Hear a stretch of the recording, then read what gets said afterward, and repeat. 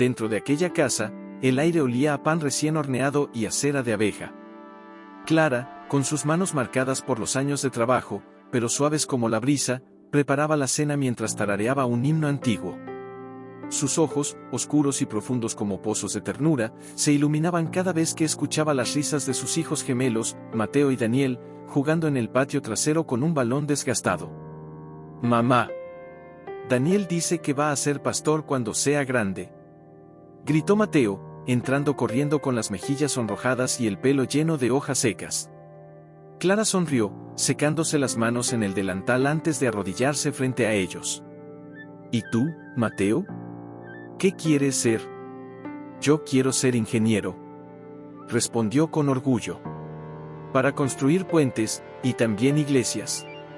Ella los abrazó a los dos, apretándolos contra su pecho como si quisiera sellar ese momento en su alma para siempre. «Dios los bendiga, mis tesoros. Sean lo que sean, recuerden siempre caminar con Él. Porque sin Él, ni los puentes ni los templos se sostienen». En ese instante, la puerta principal se abrió con suavidad. Alfonso entró, con su traje sencillo de comerciante local, el rostro cansado pero los ojos aún cálidos. Se quitó el sombrero y lo colgó en el perchero con un gesto rutinario, pero sus ojos buscaron inmediatamente a Clara. Ella lo miró, y en ese cruce de miradas había una historia entera, años de complicidad, de silencios compartidos, de oraciones dichas en voz baja antes de dormir. «¿Cómo estuvo el día, amor?», preguntó ella, acercándose con una taza de té humeante. «Largo, pero tranquilo», respondió él, tomando la taza y suspirando. «A veces me pregunto si esto es todo, si esto es suficiente». Clara lo miró con atención, como si pudiera leer las sombras que comenzaban a asomar en su alma. «¿Suficiente para qué, Alfonso?». Él no respondió de inmediato. Miró a los niños, que ahora jugaban en el suelo con bloques de madera, construyendo torres que se derrumbaban y volvían a levantar con risas. «No lo sé. Solo siento que hay algo más allá de estas calles. Algo que no he tocado aún». Clara posó una mano sobre la suya, con firmeza dulce. «Lo que está más allá no siempre es mejor, mi vida. A veces, lo más valioso ya está aquí, en estas manos, en estos ojos que te miran con admiración». Alfonso bajó la vista, incómodo, pero no dijo nada. Aquella noche, mientras Clara dormía con la respiración serena, él se quedó despierto junto a la ventana, mirando las estrellas. Y en medio de aquel silencio sagrado, una semilla de inquietud, pequeña, pero persistente, comenzó a crecer en su corazón. No era descontento con Clara, ni con los niños, era una sed que no sabía nombrar, una voz que le susurraba que merecía más, que podía tener más. «Per, no te olvides de rezar antes de dormir», le susurró al oído, apretando su mano con fuerza. «Y recuerda, no importa cuán lejos vayas, tu hogar siempre te espera aquí». Él asintió, pero sus ojos ya miraban más allá del andén, más allá del pueblo, más allá de todo lo que había conocido. En la ciudad, todo era distinto, luces que nunca se apagaban, voces que hablaban rápido, trajes elegantes que parecían hechos de ambición pura. Alfonso se sentía torpe al principio, como un pájaro fuera de su nido. Pero fue en una cena de negocios, en un salón con cortinas de terciopelo y copas de cristal, donde la conoció. Valeria entró como si el aire se inclinara ante ella. Vestía un traje azul oscuro que resaltaba sus ojos penetrantes, y su risa era tan segura que parecía borrar cualquier duda del ambiente. Se acercó a él con naturalidad, como si ya supiera quién era. «Así que tú eres el hombre del que todos hablan, el que transforma madera corriente en arte», dijo, inclinándose ligeramente mientras le ofrecía una copa. Alfonso, sorprendido, apenas atinó a responder: «Solo hago lo que amo, señora». «Llámame Valeria», corrigió ella con una sonrisa que brillaba más que las lámparas del salón. «Y no es solo. Es todo. Porque cuando alguien ama lo que hace, el mundo lo nota». Durante los días siguientes, Valeria lo buscó. Lo invitó a cafés, a exposiciones, a paseos por parques donde nadie los conocía. Le hablaba de sueños más grandes, de ciudades extranjeras, de nombres que resonaban en revistas. Y, sobre todo, le hacía sentir que era más de lo que creía. «Tú no perteneces a un pueblo donde nadie te ve, Alfonso», le dijo una noche, mientras caminaban junto al río iluminado. Tienes talento, carisma, y un alma que merece brillar. Él calló. Porque, en el fondo, esas palabras encontraron eco en aquella semilla de inquietud que había llevado consigo desde San Miguel. Pero tengo una familia, murmuró, como si necesitara recordárselo a sí mismo. Valeria no se ofendió. Solo lo miró con una ternura calculada. Una familia no es una cadena, Alfonso. Es una bendición, pero también una elección. Y tú mereces elegir una vida que te haga sentir vivo, no solo útil. Esas palabras se clavaron en su pecho como una espina dorada, hería, pero relucía. De regreso a casa, semanas después, Alfonso ya no era el mismo. Miraba a Clara con una distancia invisible, como si entre ellos hubiera un cristal que él no sabía cómo atravesar. Ella lo notó. Como no iba a notarlo. Las madres sienten los cambios en el alma de sus seres queridos antes de que las palabras los confiesen. Una noche, mientras los niños dormían, Clara se sentó frente a él en la mesa de la cocina, con las manos entrelazadas como en oración. ¿Qué viste allá, Alfonso? Él evitó su mirada. Nada que no supiera ya. Entonces, ¿por qué regresaste con los ojos vacíos? Él se levantó bruscamente, inquieto. No están vacíos. Están confundidos. ¿Acaso no puedo soñar con algo más? Claro que puedes, respondió ella, con voz suave pero firme. Pero dime, ¿ese algo más incluye a tus hijos? ¿Incluye a mí? Alfonso no respondió. Se limitó a caminar hacia la puerta, como si el aire de la casa ya no le alcanzara para respirar. Esa noche, Clara lloró en silencio, con la frente apoyada en la Biblia abierta en el Salmo 23, aunque ande en valle de sombra de muerte, no temeré mal alguno, pero por primera vez, temía. No por ella, sino por él. Porque había visto en sus ojos algo que nunca antes había estado allí, la sed de un mundo que promete todo, y entrega nada. Y en la ciudad, Valeria escribía una carta. No larga, pero suficiente. Una invitación disfrazada de oportunidad. Y Alfonso, al recibirla días después, la leyó 3 veces antes de doblarla lentamente y guardarla en el bolsillo más cercano al corazón. Clara lo observaba desde la ventana de la cocina, con las manos quietas sobre la masa del pan, los ojos húmedos pero secos de lágrimas, porque había llorado tanto en secreto que ya no le quedaban. Los niños, ajenos al vendaval que se gestaba en el alma de su padre, seguían riendo, jugando, preguntando cuándo volverían a pescar juntos en el río. Una tarde, mientras Alfonso revisaba unos papeles en el comedor, facturas falsas, excusas preparadas, Clara entró sin hacer ruido. Se detuvo junto a la puerta, con una taza de té humeante en las manos, igual que aquella primera noche en que él había dudado. Alfonso, dijo suavemente, los niños te extrañan. Daniel preguntó hoy si papá ya no los quería tanto como antes. Él no levantó la vista. Solo apretó los labios. Estoy ocupado, Clara. Tengo muchas cosas en la cabeza. ¿Más que tu familia? Preguntó ella, con una calma que dolía más que un grito. Entonces, algo en él estalló. No con violencia, sino con una frialdad que heló el aire. ¿No entiendes?, exclamó, levantándose de golpe. Siempre has estado aquí, segura, rodeada de tus oraciones y tus rutinas, pero yo siento que me estoy apagando. Como una vela bajo un frasco. Clara lo miró fijamente. No con rabia, sino con una tristeza tan profunda que parecía venir del cielo mismo.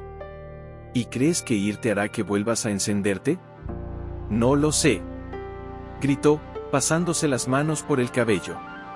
Pero no puedo quedarme aquí fingiendo que esto es suficiente, cuando mi alma grita por algo más. Tu alma no grita por más, Alfonso, respondió ella, con la voz temblorosa pero clara. Tu alma está sedienta, pero estás bebiendo de pozos secos. Él la miró, desconcertado. Y en ese instante, vio no a la mujer que lo había amado en silencio durante años, sino a una profetisa vestida de sencillez, cuyas palabras eran espadas envueltas en terciopelo. Pero ya era demasiado tarde. La semilla había germinado. La decisión, aunque no dicha, ya estaba tomada. 2 días después, al amanecer, Alfonso cargó una maleta pequeña en el coche prestado de un vecino.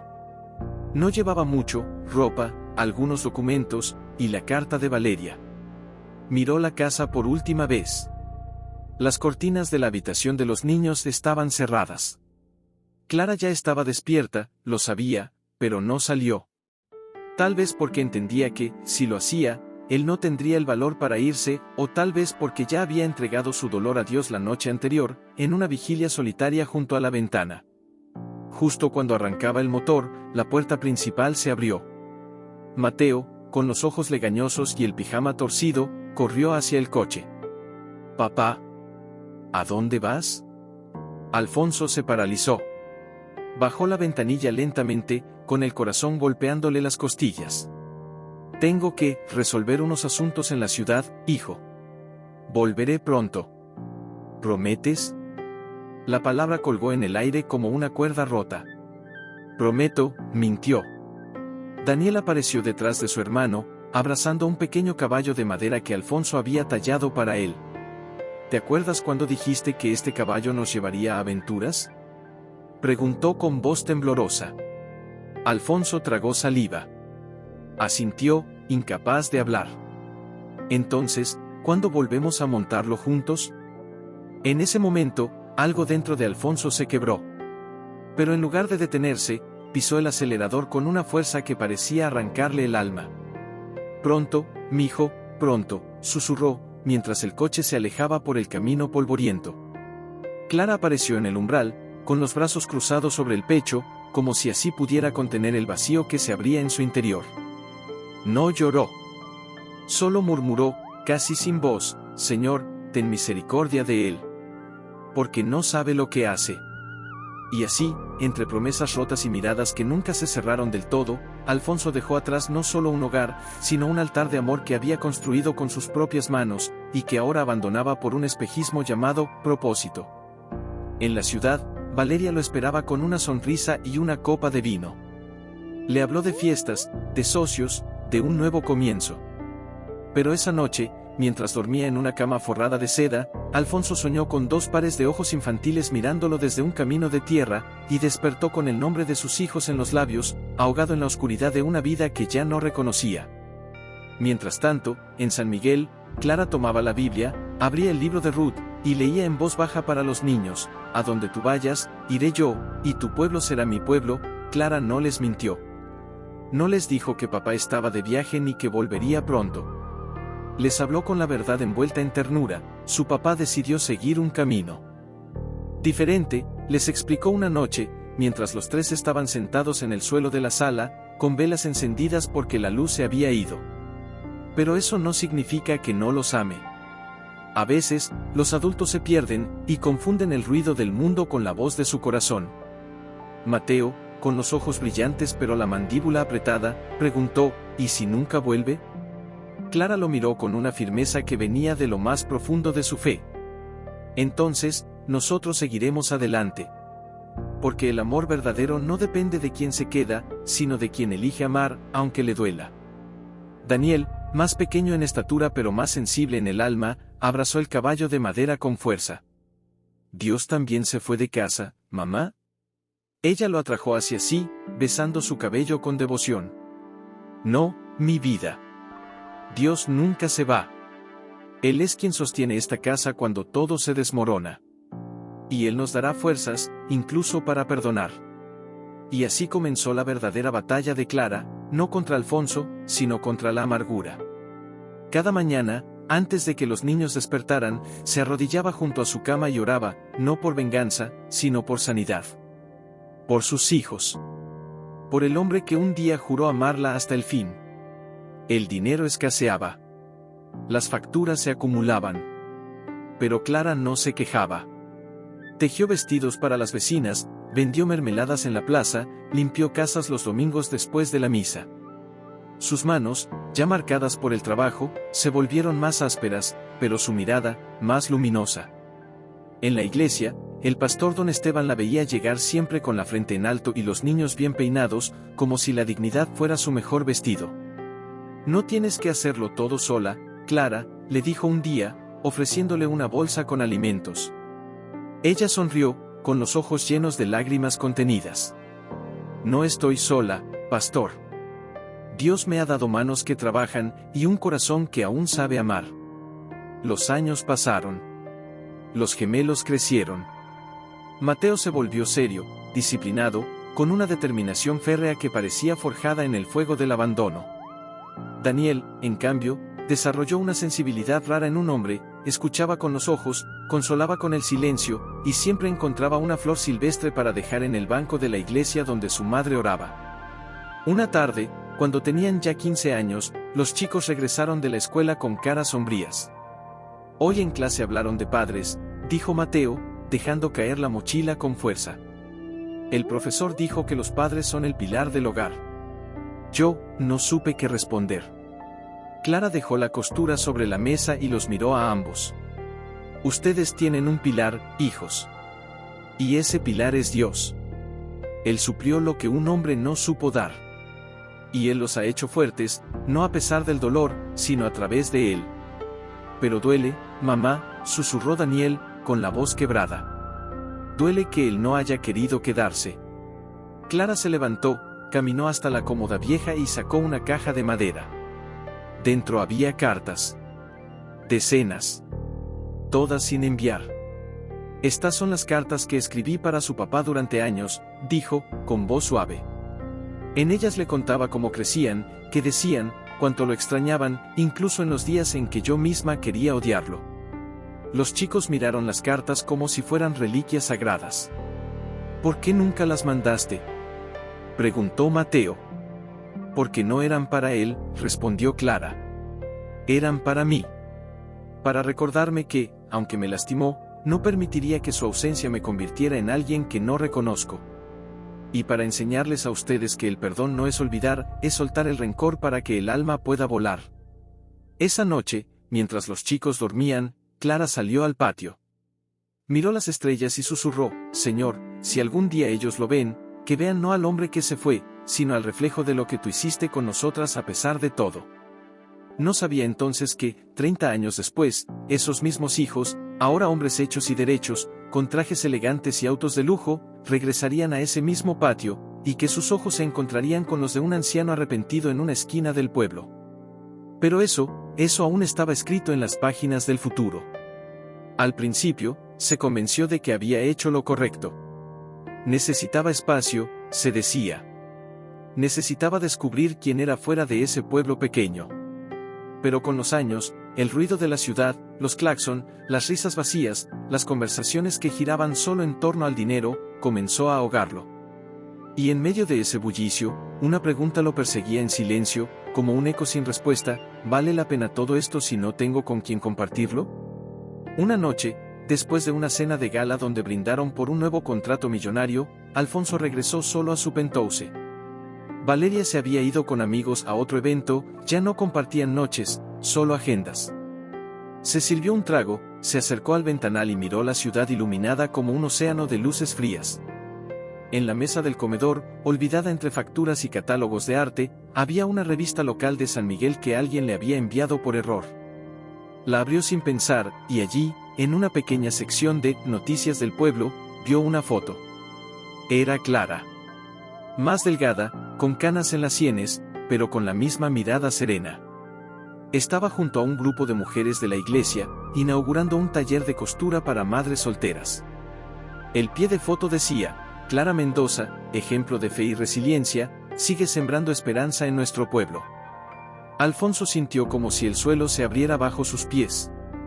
¿Resiliencia?, murmuró, con la voz ronca. ¿Es así como llaman al abandono ahora? Pero no había ira en sus palabras, solo una tristeza profunda, como el lamento de un árbol que ha perdido sus raíces. Días después, en una llamada de negocios, uno de sus socios mencionó de pasada, «Oye, tu acento, ¿no eres de San Miguel? Mi primo estuvo allá el mes pasado. Dice que hay 2 hermanos gemelos, ingenieros los 2, que están levantando un centro comunitario. Hijos de una tal Clara.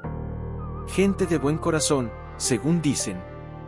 Alfonso se quedó helado. Gemelos. Ingenieros. Clara. ¿Cómo se llaman? Preguntó, con la garganta seca.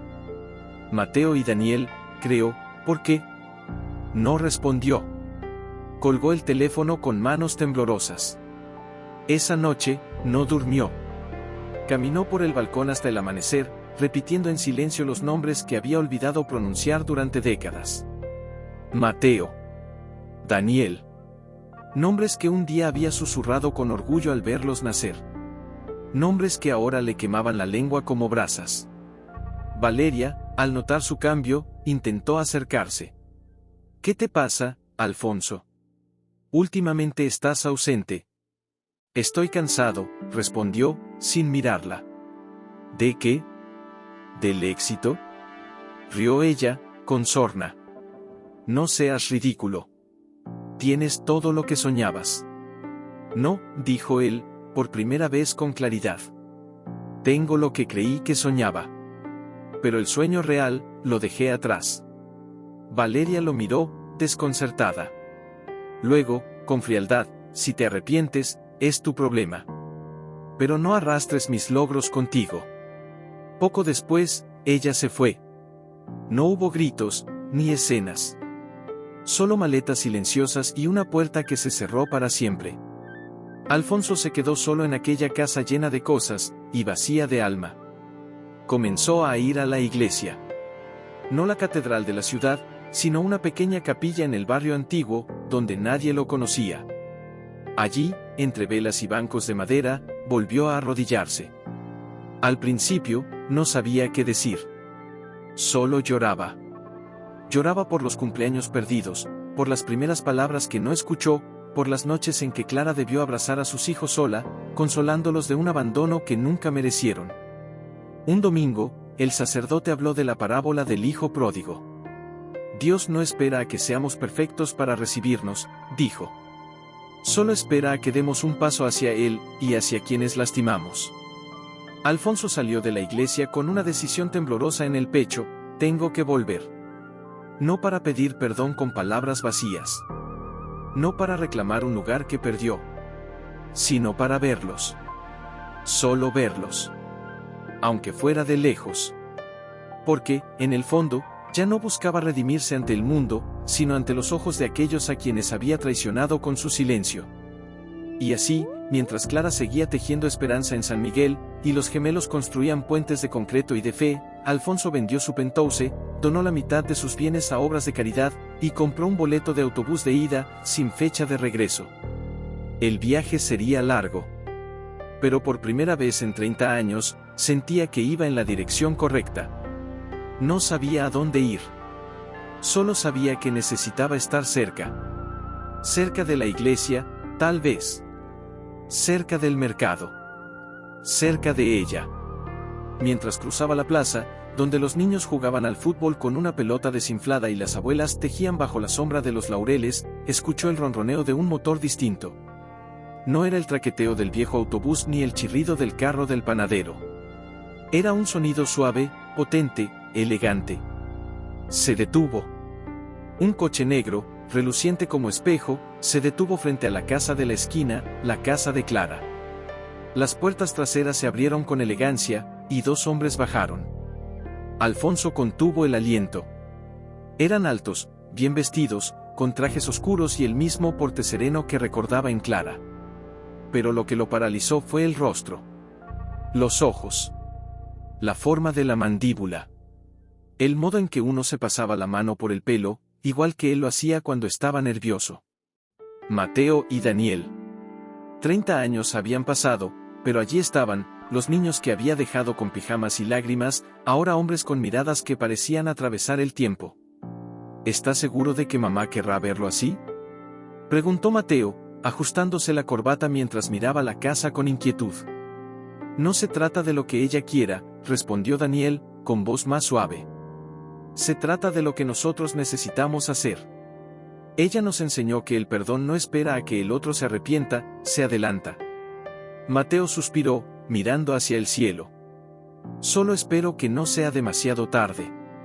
Alfonso, escondido tras el tronco de un viejo roble en la plaza, sintió que las piernas le fallaban. Quiso acercarse. Quiso gritar sus nombres. Pero el miedo lo clavó al suelo. ¿Quién era él para interrumpir esa escena? ¿Qué derecho tenía? Los gemelos subieron los escalones de la casa.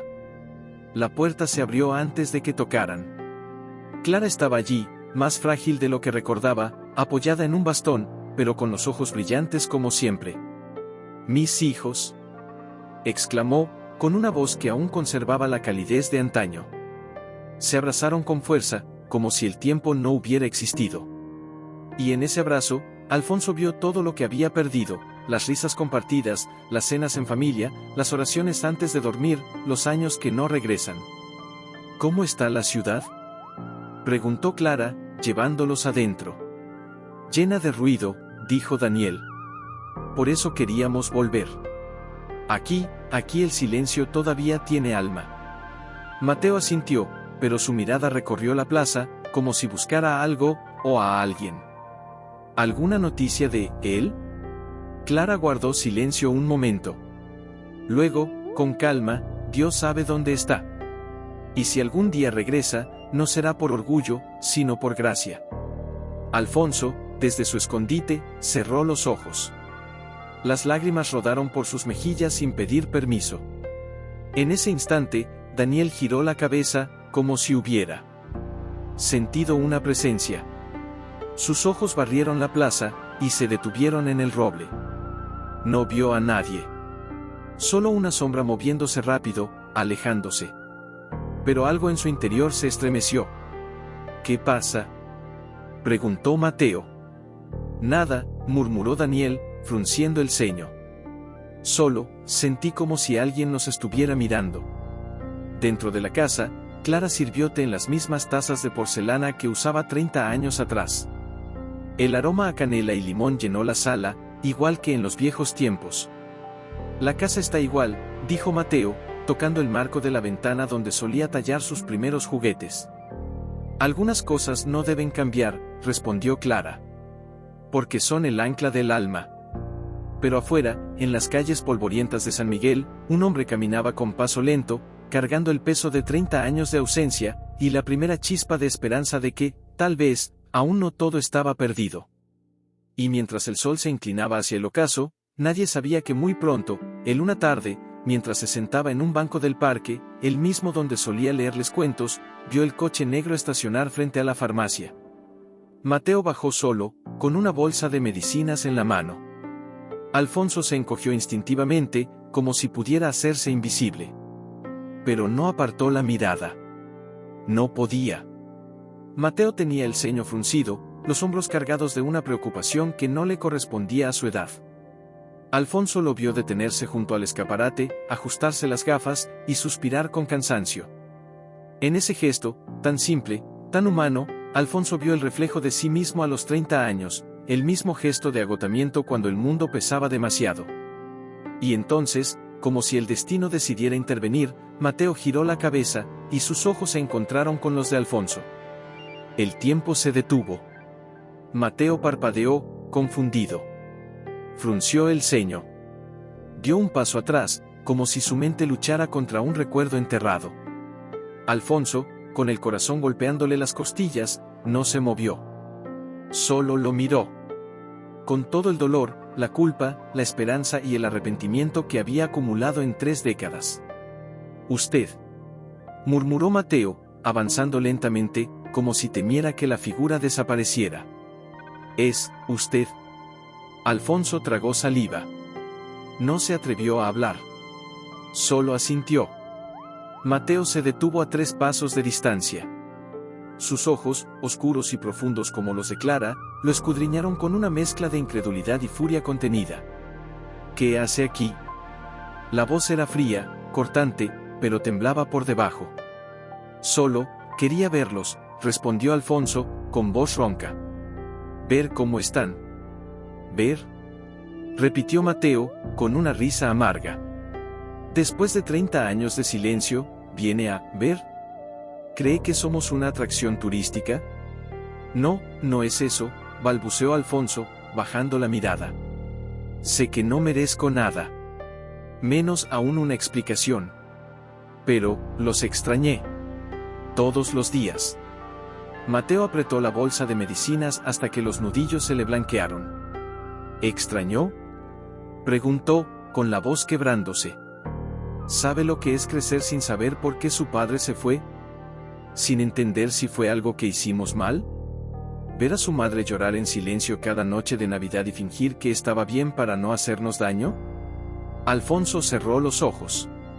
Cada palabra era una espina clavada en su alma. Lo sé, susurró. Y daría todo lo que tengo, todo lo que fui, por borrar ese dolor. Pero no puede, dijo Mateo, con firmeza. Porque el tiempo no se devuelve. Y las heridas, aunque sanen, dejan cicatrices. Hubo un largo silencio. Solo el viento entre los árboles y el lejano tañido de las campanas. Mamá está enferma, dijo Mateo de pronto, con la voz más suave. Grave. Y aunque nunca lo dijo, sé que ha rezado por usted, todos los días. Alfonso levantó la cabeza, con los ojos llenos de lágrimas. ¿Ella reza por mí? Sí, respondió Mateo, mirándolo fijamente. Porque su fe es más grande que su dolor. Pero yo no sé si puedo hacer lo mismo. No le pido que lo haga, dijo Alfonso, con humildad. Solo, si algún día ella quiere verme, estaré aquí. Aunque sea desde lejos. Mateo lo miró un momento más, como si intentara decidir si aquel hombre era un fantasma o una realidad. Luego, sin decir nada más, dio media vuelta y caminó de regreso al coche. Alfonso permaneció sentado, inmóvil, con las manos temblando sobre sus rodillas. El sol ya se inclinaba, tiñendo el cielo de naranja y púrpura. Y en medio de aquella belleza, se sintió más solo que nunca, y, al mismo tiempo, más cerca de su familia de lo que había estado en 30 años. Esa noche, en la casa de Clara, Mateo entró en silencio. Daniel lo esperaba en la sala, con una taza de té en las manos. ¿Y bien?, preguntó Daniel, al ver la expresión en el rostro de su hermano. Mateo dejó la bolsa sobre la mesa y se sentó, exhausto. Lo vi. Daniel contuvo el aliento. ¿Él? Sí. Está aquí. En el pueblo. ¿Hablaron? Sí. Y, no sé qué hacer, Daniel. Parte de mí quiere echarlo a patadas. Pero otra parte siente que mamá lo ha estado esperando todo este tiempo. Daniel miró hacia la habitación donde Clara dormía, con la respiración débil pero constante. Entonces tal vez, no se trata de lo que queremos hacer, dijo, sino de lo que hijos.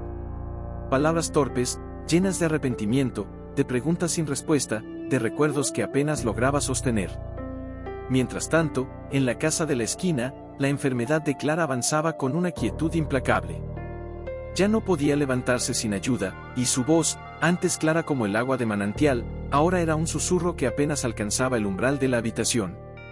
Una tarde, mientras Daniel le leía el Salmo 139, su favorito, Clara interrumpió con suavidad: ¿Le han dicho algo a Alfonso? Los gemelos se miraron. Mateo, desde la ventana, con los brazos cruzados, no respondió. Daniel cerró el libro y se arrodilló junto a la cama. ¿Por qué preguntas eso, mamá? Porque si hay algo que no quiero llevarme a la tumba, es el peso de no haberle dado la oportunidad de pedir perdón, dijo ella, con los ojos brillantes. No por él. Por ustedes. Él no merece esa oportunidad. Exclamó Mateo, girando bruscamente. Desapareció. Nos dejó solos contigo mientras luchabas por darnos un plato de comida. Lo sé, hijo, respondió Clara, con una calma que dolía más que cualquier reproche. Pero el perdón no se da porque el otro lo merezca. Se da porque nosotros necesitamos ser libres. Daniel bajó la cabeza. Sabía que su madre tenía razón. Pero también sabía el dolor que su hermano cargaba en el pecho, como una piedra que nunca soltaba. ¿Y si lo lastima más verlo?, preguntó Daniel, con voz temblorosa. Entonces que lo lastime, dijo Clara, con una sonrisa débil. Porque a veces, el dolor es el puente que lleva al alma al otro lado del río. Esa noche, después de que Clara se durmiera, los hermanos salieron al patio.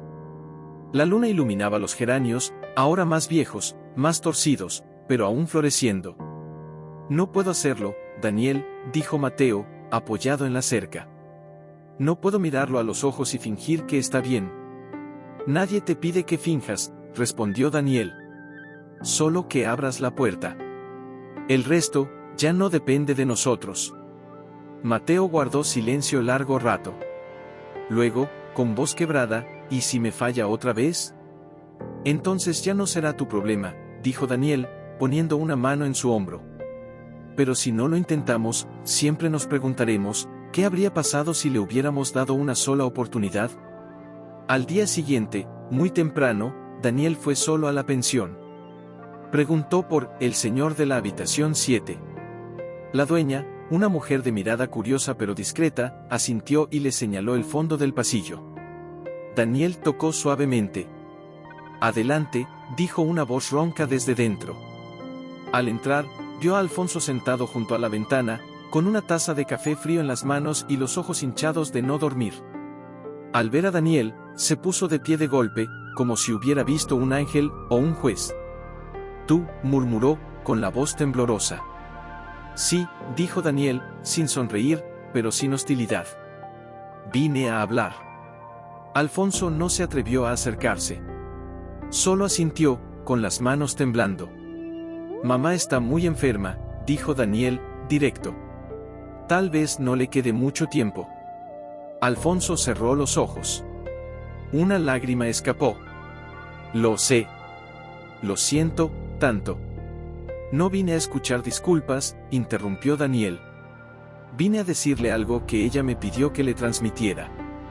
Alfonso levantó la mirada, expectante. «Ella dice, que si quiere verla, puede ir. Pero no como el hombre que se fue, sino como el hombre que quiere volver». Alfonso tragó saliva. El corazón le latía tan fuerte que pensó que se le saldría del pecho. «¿Y tus hermanos?» «Mateo no lo aceptará fácilmente», dijo Daniel, con honestidad. «Pero si usted viene con humildad, tal vez, con el tiempo, pueda entender». Alfonso asintió lentamente. Luego, con una voz apenas audible, «¿Puedo preguntar algo?» «Diga». ¿Cómo se llaman mis nietos?» Daniel lo miró, sorprendido. Luego, tras un breve silencio, respondió, «Mateo tiene una hija. Se llama Clara. Y yo, tengo un hijo. Su nombre es Alfonso». El aire se detuvo. Alfonso se llevó una mano a la boca, incapaz de contener el sollozo que subió desde lo más profundo de su ser. Lloró en silencio, con los hombros sacudidos por una emoción que no tenía nombre: gratitud, dolor, asombro, amor. «Gracias», logró decir. «Gracias por honrarme así». «No fue por usted», dijo Daniel, con suavidad. «Fue por ella. Por la mujer que nos enseñó que el nombre no es solo una palabra, es una promesa». Y con eso, Daniel se dio la vuelta y salió. Alfonso se quedó solo, con las manos apretadas contra el pecho, como si intentara contener un milagro que acababa de nacer dentro de él. Esa tarde, se vistió con cuidado. Se puso la camisa blanca que Clara le había regalado en su último cumpleaños juntos, guardada durante 30 años como una reliquia, y caminó hacia la casa de la esquina con el paso lento de quien sabe que cada paso podría ser el último, o el primero de una nueva vida. Labios. Ahora, no llevaba nada en las manos, solo el peso de 30 años de ausencia. Respiró hondo, como si el aire pudiera darle valor, y tocó suavemente. Nadie respondió. Volvió a tocar, esta vez con más firmeza. La puerta se abrió lentamente. No era Clara. Era Mateo. Al verlo, su rostro se endureció como piedra. Los ojos, antes brillantes de inteligencia, ahora ardían con una mezcla de dolor y furia contenida. «¿Qué haces aquí?», preguntó, con la voz baja pero cortante. «Daniel me dijo que podía venir», respondió Alfonso, con las manos temblando a los costados. «Daniel no decide por mí», escupió Mateo. «Y mucho menos por mamá». «No vine a exigir nada», dijo Alfonso, con humildad. «Solo, a verla. A pedirle perdón, si me lo permite». Mateo lo miró de arriba abajo, como si evaluara si aquel hombre era digno siquiera de pisar el umbral. Ella está débil. No necesita más dolor. No vine a causar dolor, insistió Alfonso, con la voz quebrada. Vine a cargar con el mío, y con el suyo, si me lo permite.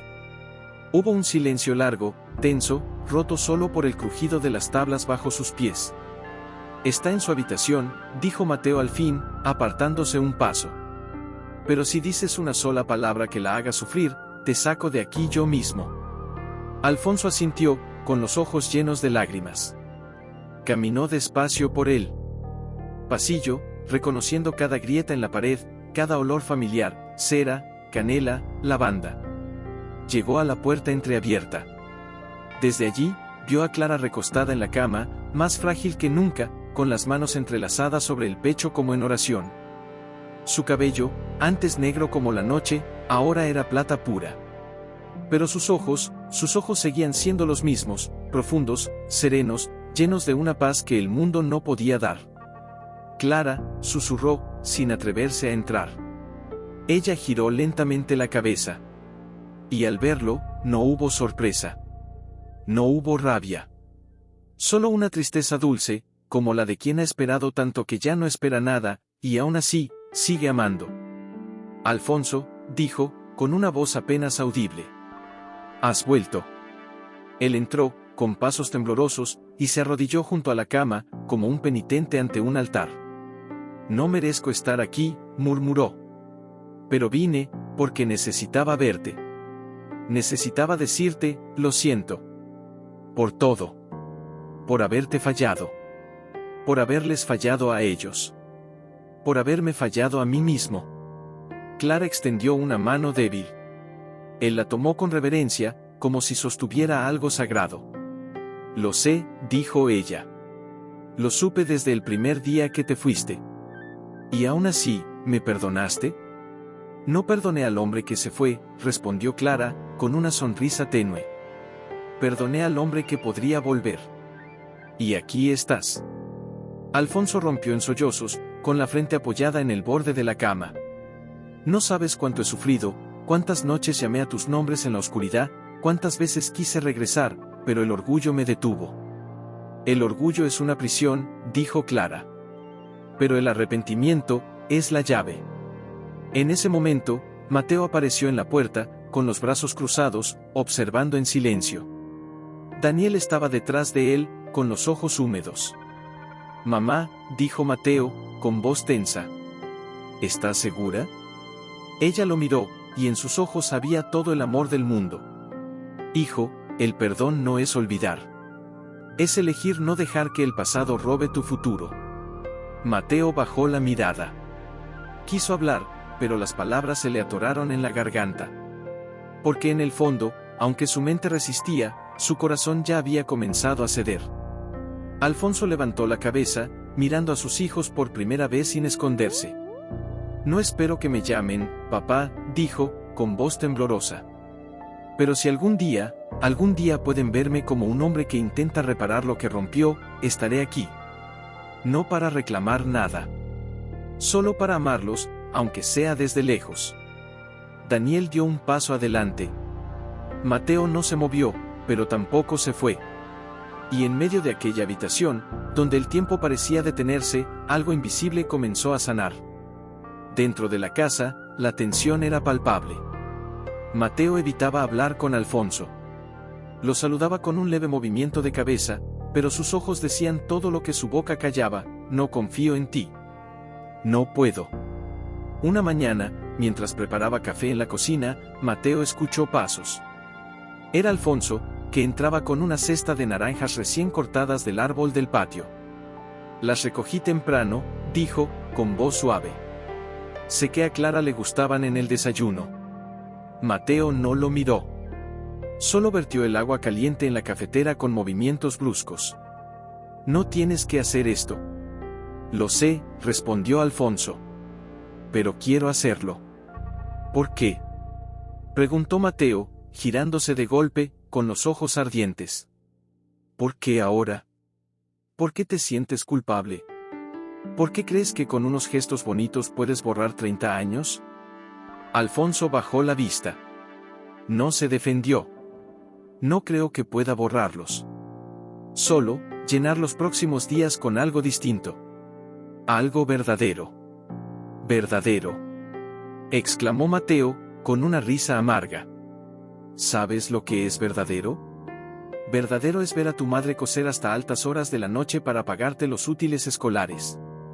Verdadero es mentirle a tu hermano diciéndole que papá está trabajando, cuando en realidad no sabes siquiera si sigue vivo. Eso es verdadero. Alfonso palideció. Sus manos temblaron tanto que dejó caer una naranja al suelo. Tienes razón, susurró. No tengo derecho a estar aquí. Pero, ¿sabes qué es lo peor? Que cada noche, en esa ciudad llena de luces, soñaba con ustedes. Y al despertar, el silencio me gritaba que lo había perdido todo por una ilusión. Mateo lo miró fijamente. Quiso odiarlo. Quiso echarlo de la casa. Pero en los ojos de Alfonso no vio arrogancia. Vio el mismo dolor que él cargaba, solo que más viejo, más cansado, más arrepentido. No sé si puedo perdonarte, dijo al fin, con la voz quebrada. Pero no voy a dejar que mamá sufra más por esto. Así que, quédate. Pero no esperes que sea fácil. Alfonso asintió, con los ojos llenos de lágrimas. No espero nada, Mateo. Solo, un lugar en esta casa. Aunque sea en el suelo. Más tarde, en el cuarto de Clara, Daniel leía en voz baja mientras Alfonso cambiaba el agua de las flores en el jarrón. Clara los observaba en silencio, con una sonrisa apenas perceptible. Daniel, dijo de pronto, con voz débil. ¿Recuerdas aquella vez que te caíste del naranjo y te rompiste el brazo? Claro que sí, respondió él, sonriendo. Tenía 7 años. Papá se detuvo, incómodo, mirando a Alfonso. Él no estaba. No, dijo Clara. Pero tú dijiste algo que nunca olvidaré. Le dijiste al médico, no llores, mamá. Dios me va a sanar, y algún día papá volverá a verme correr. Alfonso se quedó inmóvil, con el jarrón en las manos. ¿Dije eso?, preguntó Daniel, con la voz temblorosa. Sí, dijo Clara.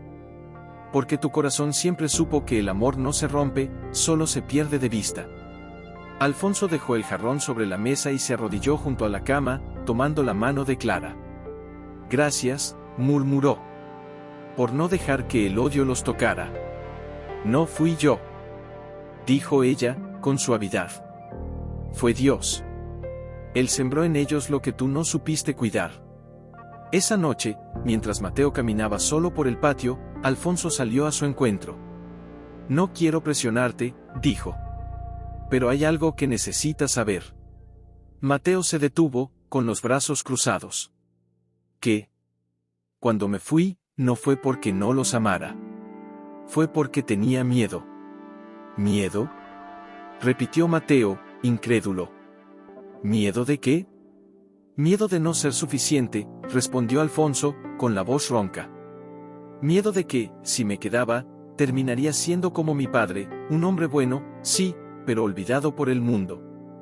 Quise dejar una huella, y en el proceso, borré la mía de sus vidas. Mateo lo miró largo rato.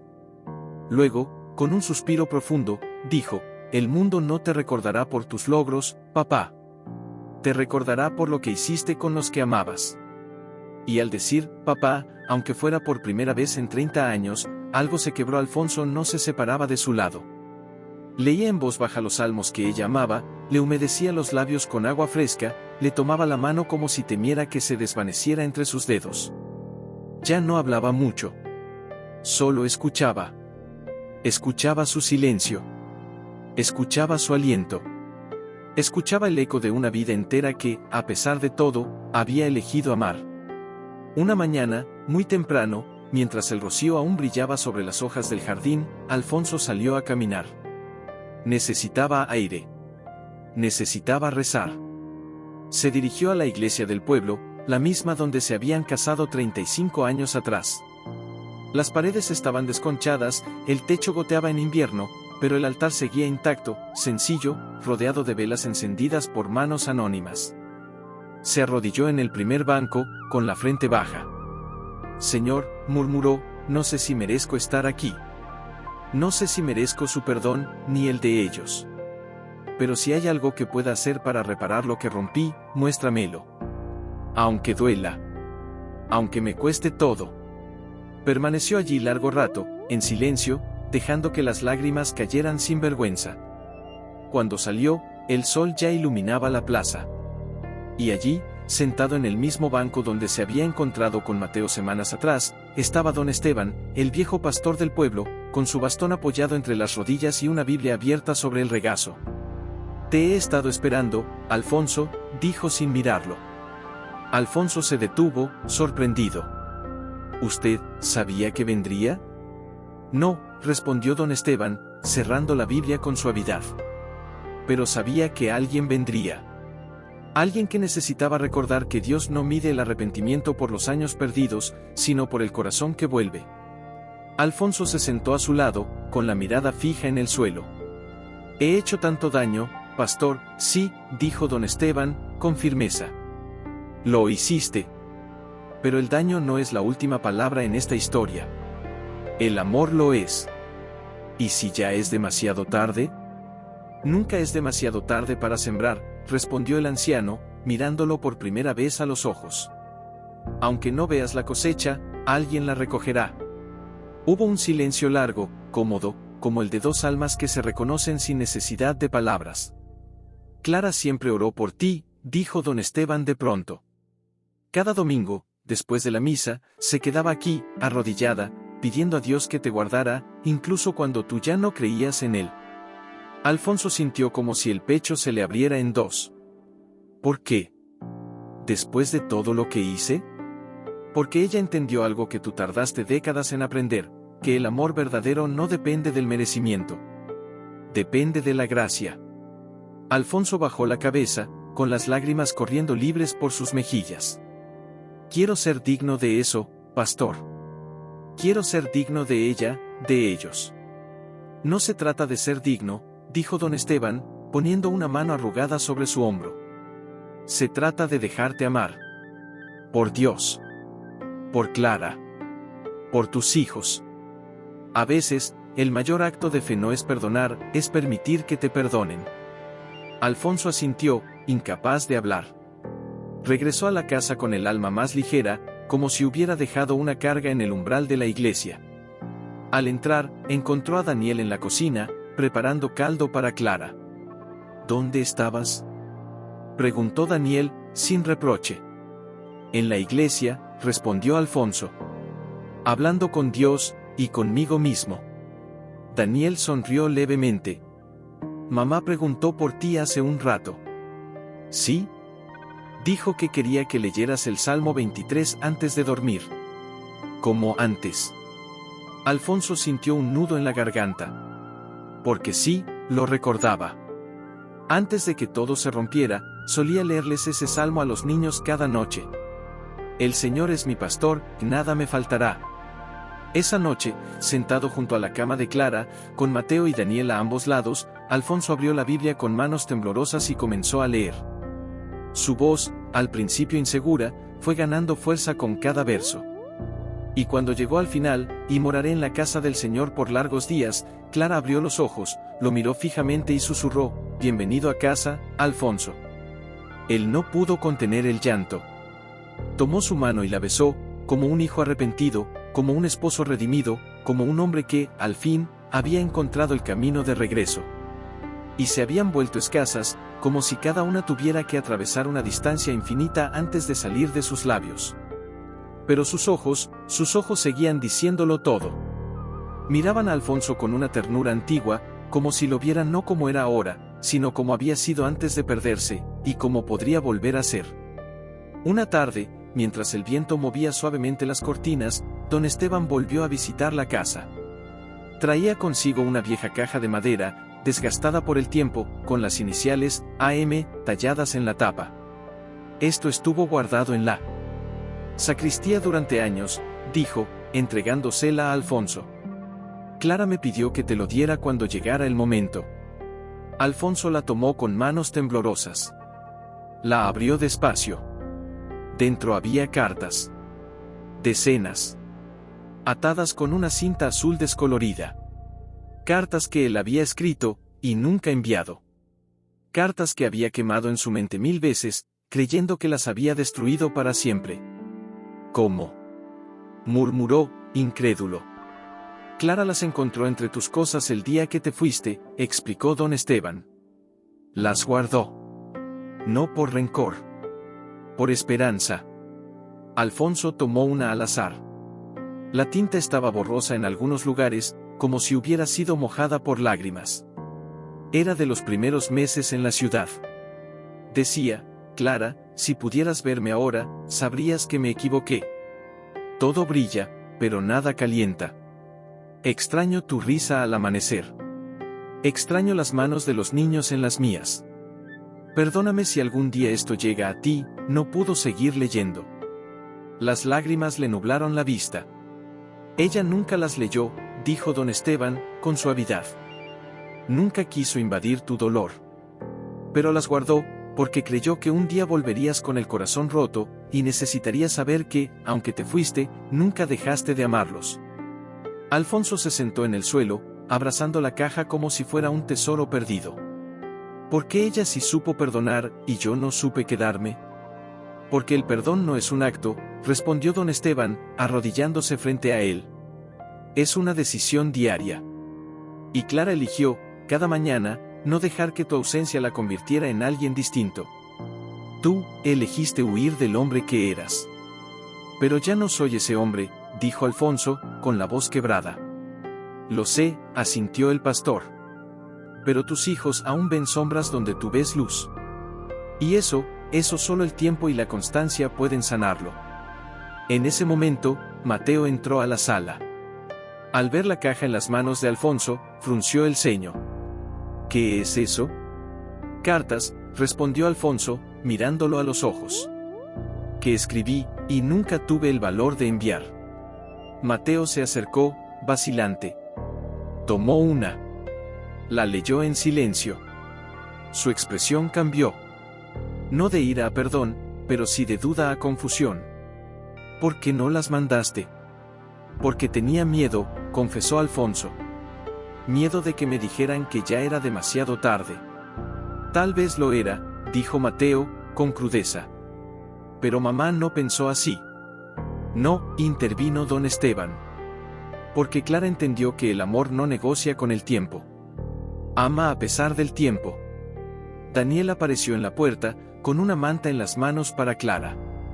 ¿Todo bien?, preguntó, al notar la tensión. Sí, dijo Mateo, devolviendo la carta a la caja. Solo, recordando. Esa noche, después de que todos se retiraran, Alfonso se quedó en el patio. La luna llena iluminaba el jardín, y el aire olía a tierra mojada y jazmín. Se sentó en el viejo banco de madera donde solía mecer a los niños cuando eran pequeños. De pronto, sintió una presencia. Era Mateo. No puedo dormir, dijo, sentándose a su lado sin mirarlo. Yo tampoco, respondió Alfonso. Silencio. Luego, Mateo habló, con voz baja, casi un susurro. Hoy, cuando leí esa carta, vi algo que nunca había visto. ¿Qué? Que también sufriste. Que no fue fácil para ti. Nada justifica lo que hice, dijo Alfonso.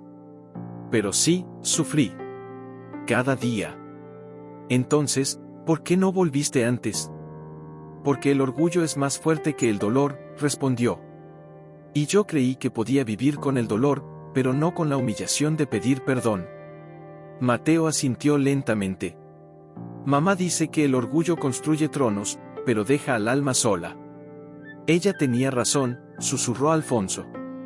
Y en medio de aquella noche serena, padre e hijo permanecieron sentados, no como reconciliados, pero sí como dos almas que, por primera vez en 30 años, caminaban juntas en la misma oscuridad, buscando la misma luz. Nadie sabía cuánto tiempo le quedaba a Clara. Pero todos sabían que, mientras respirara, sería el puente entre el pasado y el futuro. Y que, cuando se fuera, dejaría tras de sí no solo recuerdos, sino una semilla de perdón que, con el Alfonso no se separaba de su lado. Dormía en una silla junto a la cama, con la mano apoyada suavemente sobre la de ella, como si así pudiera sostenerla en este mundo un poco más. Mateo y Daniel se turnaban para vigilarla, pero era Alfonso quien le hablaba en las noches, recordándole fragmentos de canciones que solían cantar juntos, describiéndole cómo florecían los geranios en el patio, contándole, con voz temblorosa, que los nietos preguntaban por su bisabuela. Una mañana, muy temprano, mientras el rocío aún cubría el suelo del jardín, Clara abrió los ojos con una claridad sorprendente. Miró a Alfonso, luego a sus hijos, y sonrió, una sonrisa tan plena que parecía venir de otro mundo. «Hijos míos», dijo, con una voz más fuerte de lo habitual. «Acérquense».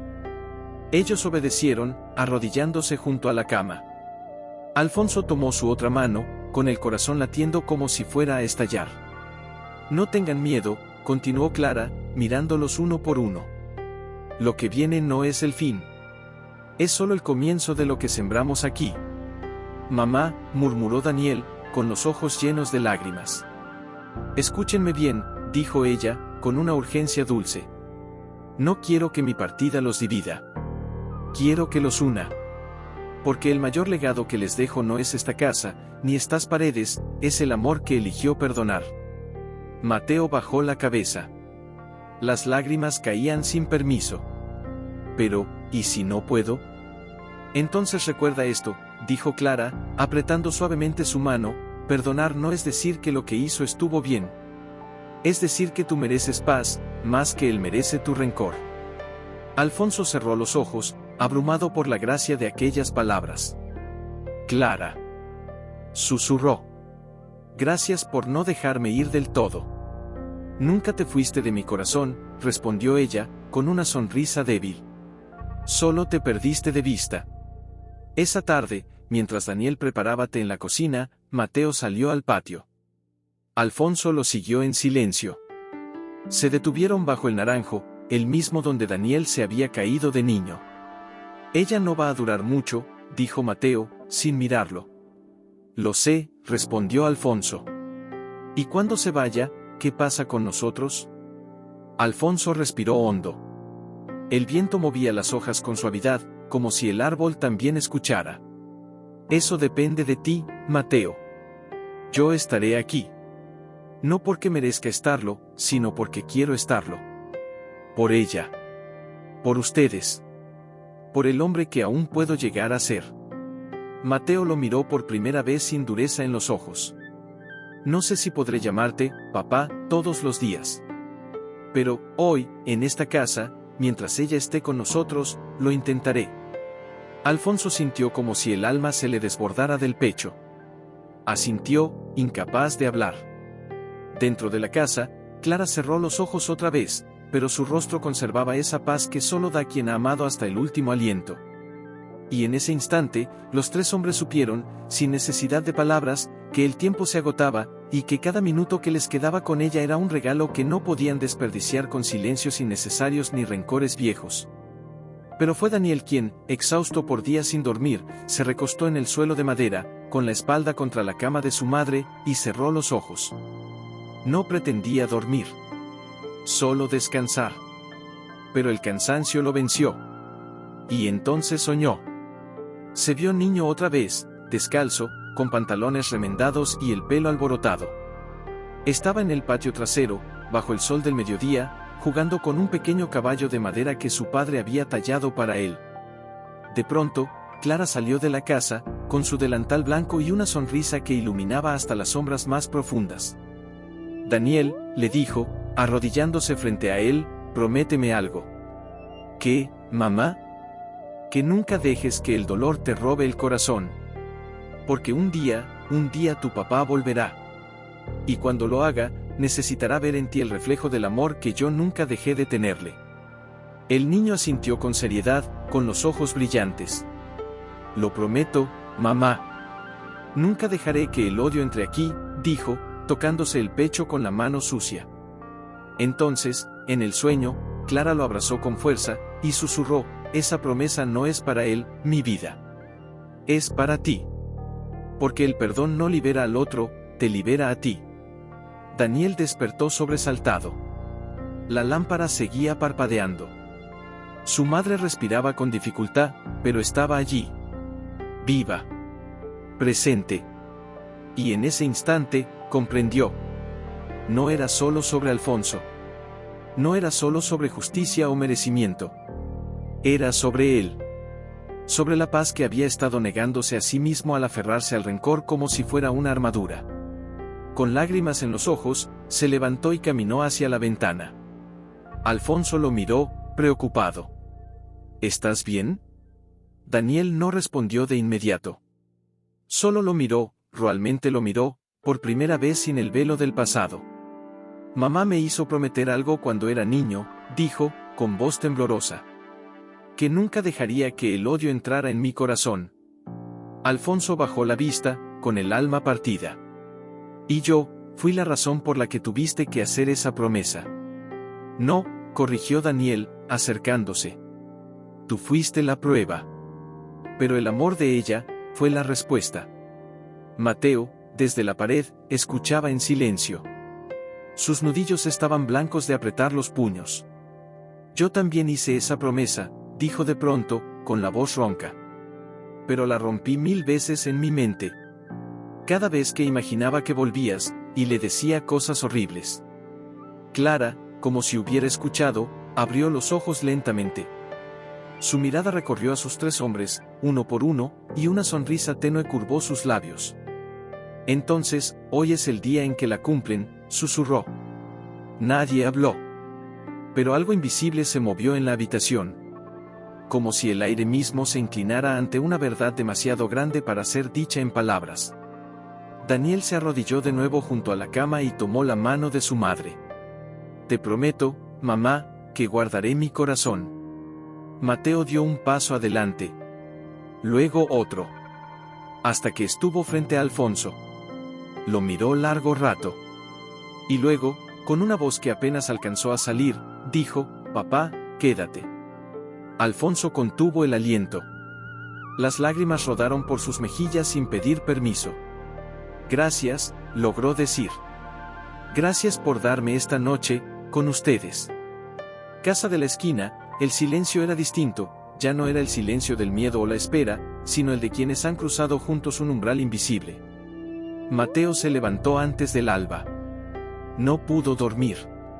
Algo en las palabras de Daniel, en la mirada de su madre, en el simple papá que había dejado escapar la noche anterior, lo había dejado inquieto.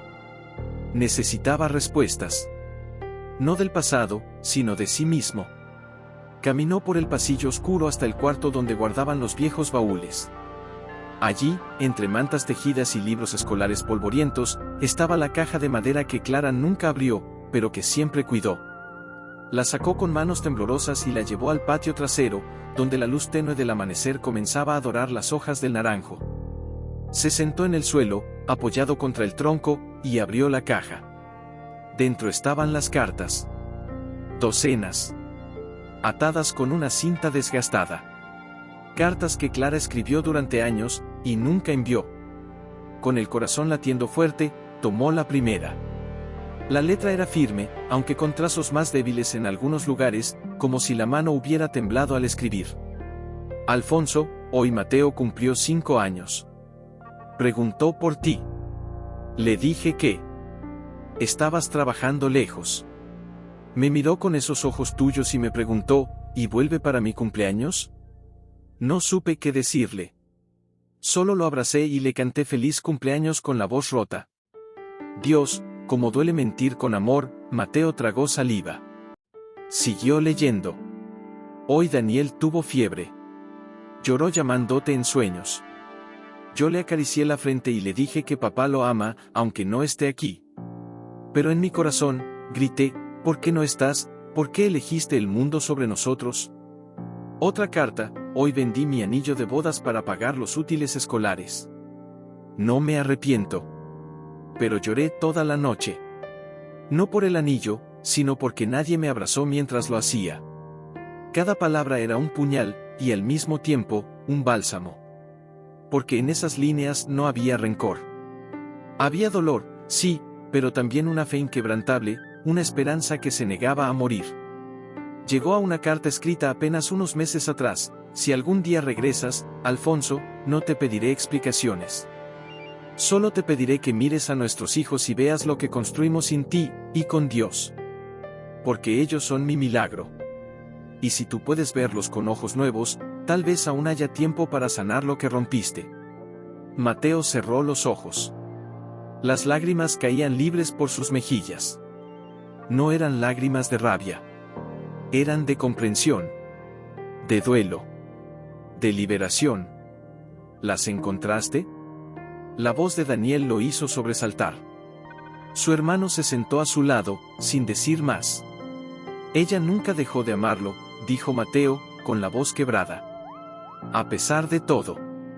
No, respondió Daniel. Nunca dejó de amar a todos. A ti. A mí. Incluso a él. Pero, ¿cómo? Porque su amor no dependía de lo que recibía, dijo Daniel, mirando el horizonte. Dependía de quién era ella. Y ella era, amor hecho carne. En ese momento, Alfonso apareció en la puerta del patio. Se detuvo al verlos, como si temiera interrumpir algo sagrado. No sabía que estabas aquí, dijo Mateo, secándose las lágrimas con el dorso de la mano. Solo venía a regar las flores, respondió Alfonso, señalando la regadera en su mano. Como ella hacía. Mateo lo miró largo rato. Luego, con un gesto lento, le tendió una de las cartas. Lee esta. Alfonso la tomó con reverencia. Al leerla, sus rodillas flaquearon. Se sentó en el suelo, frente a sus hijos, con la carta temblando entre sus dedos. Ella me perdonó antes de que yo siquiera supiera que necesitaba perdón, murmuró, con la voz ahogada. Sí, dijo Mateo. Y ahora, creo que es nuestro turno. No dijo, te perdono. No aún. Pero en sus ojos ya no había muros. Solo puertas entreabiertas. Y en medio del patio, bajo el naranjo que había visto nacer y crecer a 3 generaciones, 3 hombres comprendieron que el verdadero legado de Clara no era lo que dejó escrito en papel, sino lo que sembró en sus corazones, la certeza de que, incluso después de la mayor traición, el amor puede volver a movían en un murmullo casi imperceptible, una oración antigua, tal vez, o el nombre de alguien que amó hasta el último latido. Alfonso se arrodilló junto a la cama, con las cartas aún apretadas contra su pecho como un escudo y una ofrenda al mismo tiempo. Mateo y Daniel se colocaron a cada lado, tomándose las manos sin pensarlo, como lo hacían de niños cuando tenían miedo. Mamá, susurró Daniel. Él está aquí. Clara abrió los ojos. Lentamente, como si despertara de un sueño profundo. Su mirada recorrió los rostros de sus hijos, luego se detuvo en Alfonso. No hubo sorpresa. Solo reconocimiento. Como si lo hubiera estado esperando toda la vida. Acércate, dijo, con una voz que parecía venir de muy lejos, pero aún llena de ternura.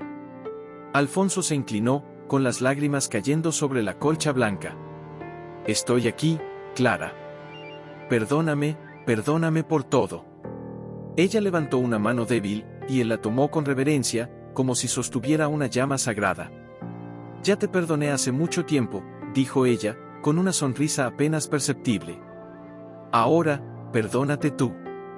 Alfonso sollozó, incapaz de contener el peso de esas palabras. No sé cómo. Amándote como yo te amé, respondió Clara. Con tus errores. Con tu ausencia. Con tu regreso. Mateo, con la garganta cerrada, se arrodilló también. Mamá, queremos que sepas que estamos juntos. Los 3. Clara giró lentamente la cabeza hacia él. Sus ojos brillaron con un destello de orgullo maternal. Eso es mi mayor milagro. Daniel se acercó más, apoyando la frente sobre la cama. ¿Tienes miedo?, preguntó, con la voz temblorosa. No, respondió Clara, con calma infinita. Porque voy a casa. Y ustedes, ya están en la mía. Hubo un silencio largo, lleno de todo lo que no necesitaba decirse. El viento entró por la ventana, moviendo suavemente las cortinas, trayendo consigo el aroma de los geranios que ella tanto amaba. Entonces, con un último esfuerzo, Clara miró a Alfonso y dijo, casi en un susurro, cuídalos, como yo no pude cuidarte a ti. Lo haré, prometió él, con la voz rota. Con mi vida entera. Ella asintió. Cerró los ojos. Y en ese instante, como si el cielo mismo contuviera la respiración, su aliento se volvió más ligero, y luego, simplemente, se fue. No hubo drama. No hubo grito. Solo paz. Una paz tan profunda que pareció envolver la habitación entera en un abrazo invisible. Los tres hombres permanecieron inmóviles, con las manos entrelazadas sobre la cama, llorando no solo por la pérdida, sino por la gracia de haber tenido aquel momento, el encuentro, el perdón, la reconciliación, justo a tiempo. Y en medio del silencio que siguió, mientras las campanas de la iglesia como si temiera profanar la santidad de su ausencia. Afuera, el pueblo entero se enteró. Las campanas repicaron con una dulzura triste, y las vecinas comenzaron a llegar con ollas de comida, velas encendidas y abrazos callados. Pero dentro, en la habitación donde aún flotaba el perfume de lavanda que ella usaba, tres hombres permanecían arrodillados, aferrados al borde de la cama como náufragos a una balsa. Fue Alfonso quien primero se levantó. Con movimientos lentos, casi ceremoniales, tomó la colcha blanca y la extendió con cuidado sobre el cuerpo frágil de Clara, cubriendo sus manos entrelazadas, sus labios serenos, sus ojos cerrados para siempre en esta tierra. Luego, se arrodilló de nuevo, apoyó la frente contra el colchón y lloró, no con sollozos desgarrados, sino con un llanto profundo, antiguo, que venía de lo más hondo de su alma. Lo siento tanto, murmuró, como si ella aún pudiera oírlo. Mateo lo miró. Ya no con dureza. No con rencor. Sino con una tristeza compartida. Ella ya lo sabía, dijo, con voz ronca. Por eso te perdonó. Daniel se acercó y puso una mano en el hombro de Alfonso. Ahora depende de nosotros honrarla. Alfonso levantó la cabeza, con los ojos enrojecidos, llenos de una humildad que nunca antes había mostrado. ¿Cómo? Viviendo lo que ella nos enseñó, respondió Daniel. Amor.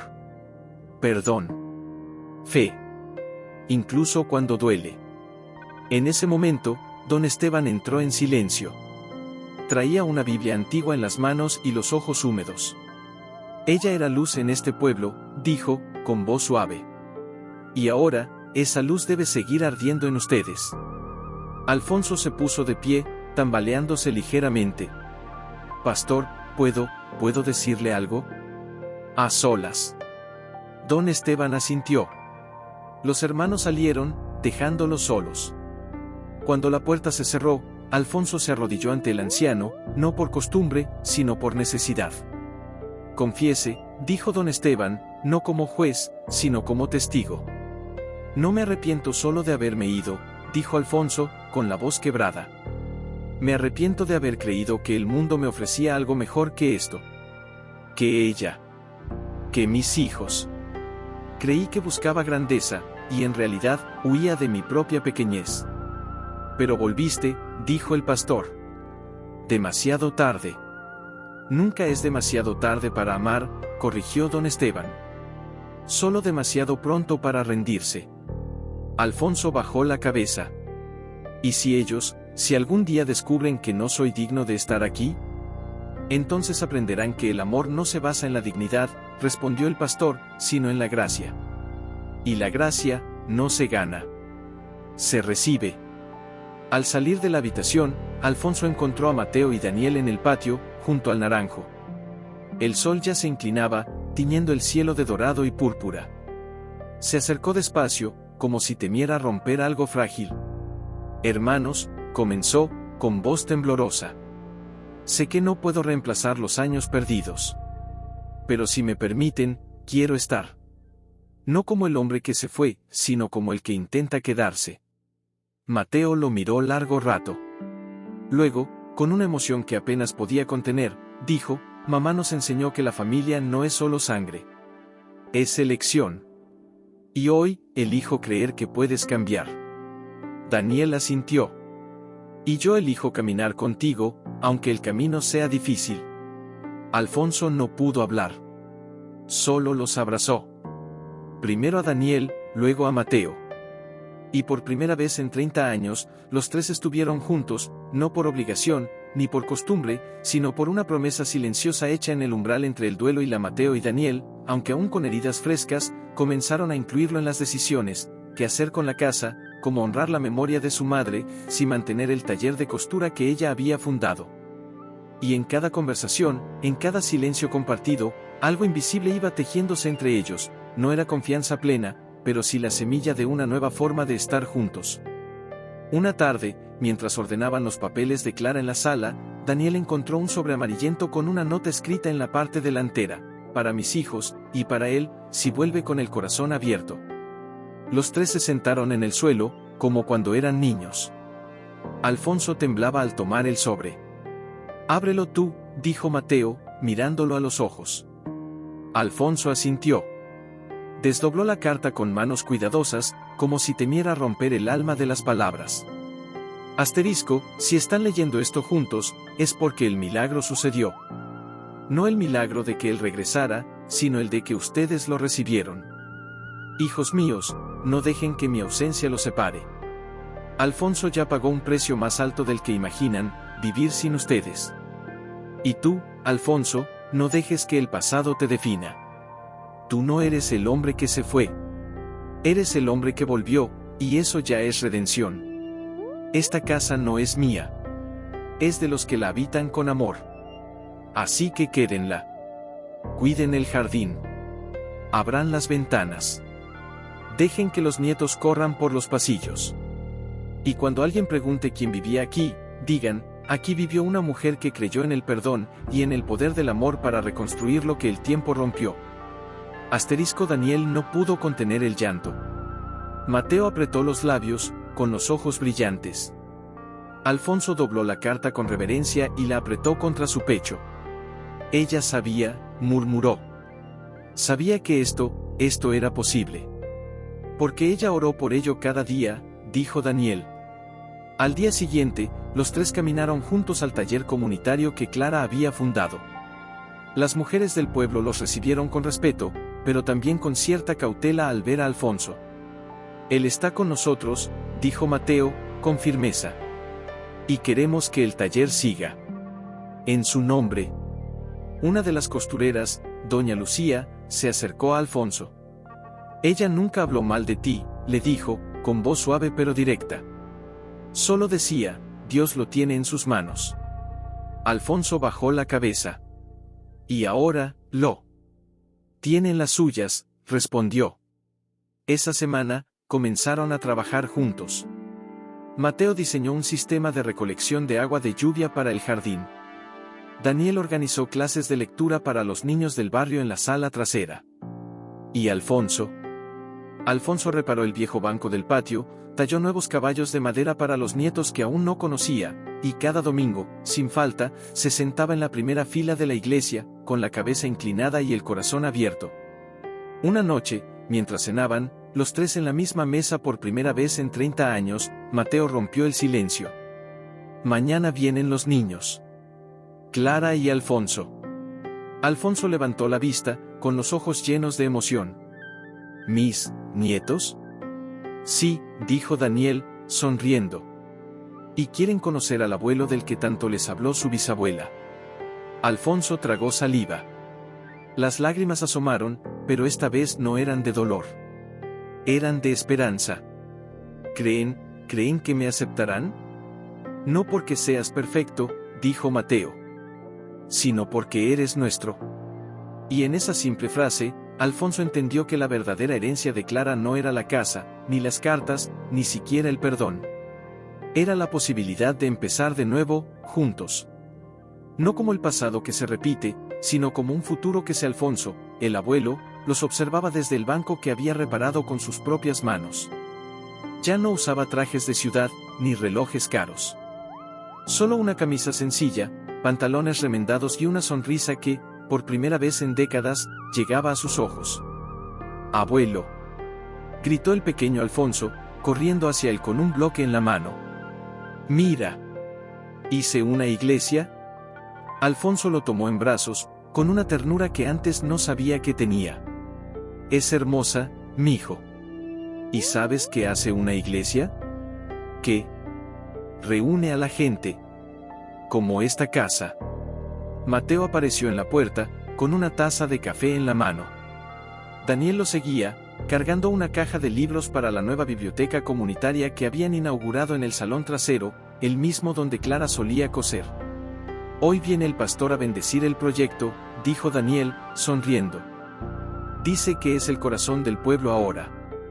Ella estaría orgullosa, murmuró Mateo, mirando a su padre.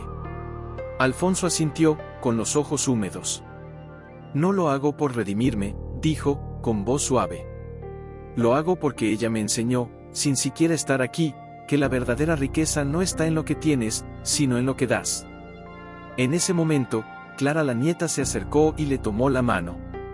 Abuelo, ¿es verdad que bisabuela te esperó toda la vida? Alfonso se arrodilló frente a ella, con el corazón en la garganta. Sí, mi vida. Y me perdonó antes de que yo supiera que necesitaba perdón. Entonces, ¿el amor nunca se acaba? No, respondió, acariciando su cabello. Solo cambia de forma. A veces se viste de paciencia. Otras, de silencio. Pero siempre, siempre está ahí. Más tarde, en la plaza del pueblo, decenas de personas se reunieron para la bendición del centro comunitario. Ancianos, niños, madres solteras, jóvenes que antes no tenían donde estudiar. Don Esteban alzó las manos y habló con voz clara: hoy no celebramos un edificio. Celebramos una promesa cumplida, que el amor, sembrado con fe, siempre da fruto, incluso después de la tormenta. Alfonso, de pie entre sus hijos y sus nietos, miró al cielo. Y en medio del viento suave que movía las hojas del naranjo, sintió una paz que nunca conoció en las alturas de la ciudad. No era la paz del éxito, ni del reconocimiento. Era la paz del hogar. La paz del perdón recibido y entregado. Esa noche, los tres hombres se sentaron en el porche, como solían hacerlo los domingos. El cielo estaba lleno de estrellas. ¿Crees que nos ve?, preguntó Daniel. No solo nos ve, dijo Mateo. Nos guía. Alfonso guardó silencio un momento. Luego, con una voz llena de gratitud, dijo: gracias, por darme una segunda vida. No fue por nosotros, respondió Daniel. Fue por ella. Y por Dios. Y en medio de aquella noche serena, bajo el mismo cielo que los vio nacer, perderse y encontrarse de nuevo, tres generaciones de una familia rota y restaurada, supieron que el mayor milagro no fue el regreso del Padre, sino que el amor, verdadero y paciente, había logrado lo imposible: sanar lo que el tiempo había destrozado, y convertir el dolor en